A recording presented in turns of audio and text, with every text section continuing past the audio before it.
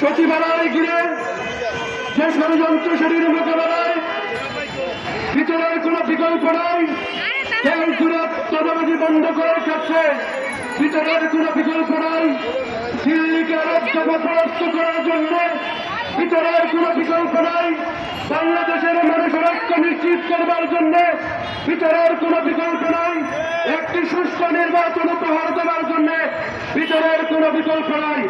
বাংলাদেশের তৃণমূলের মানুষের কাছে সেবা পৌঁছে দেওয়ার জন্য পৌরসভা সিটি কর্পোরেশনের কাউন্সিলর ইউনিয়ন পরিষদ সহ সব জায়গায় নাগরিক পরিষেবা পৌঁছে দেওয়ার জন্য ভিতরের কোন বিকল্প নাই।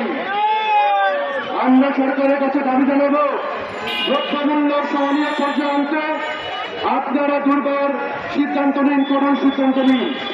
আইন শৃঙ্খলা পরিস্থিতির উন্নতি ঘটাতে আপনারা সিদ্ধান্ত নিন এবং সিটি, পৌর এবং ইউনিয়ন পরিষদ সহ স্থানীয় সরকারের যেখানে অ্যাডমিনিস্ট্রেটর নিয়োগ করা হয়েছে আপনাদের তরফ থেকে আমরা বারংবার দাবি করেছি যেন বাংলাদেশ আগে থাকবে না।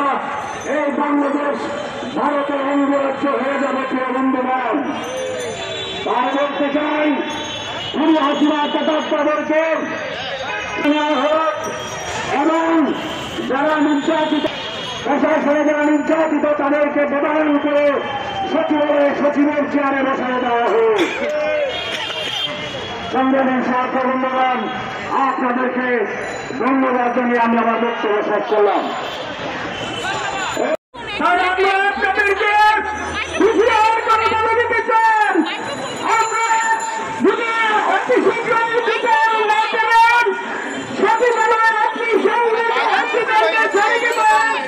দ্রুত ব্যবস্থা নেবেন।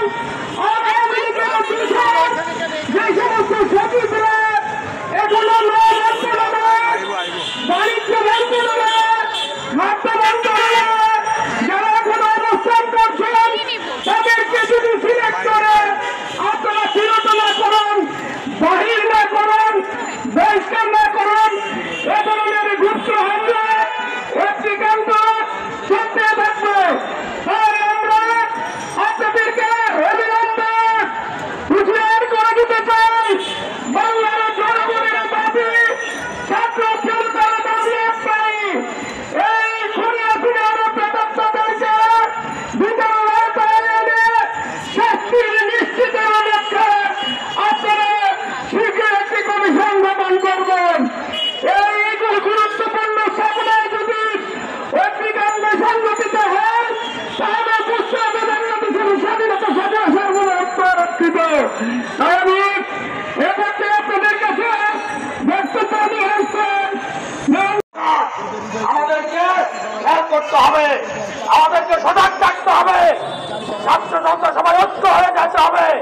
এই সচিবালয় যারা আমাদের এই অগ্নিকাণ্ডের সাথে যারা জড়িত আছে তাদেরকে বিচার আওতায় আনতে হবে এবং কঠিনতম বিচার করতে হবে তাদের বিরুদ্ধে। আজকে যদি একের পর এক কর্মকাণ্ডগুলো তারা করতে থাকে তাহলে তারা সাহস পেয়ে যাবে।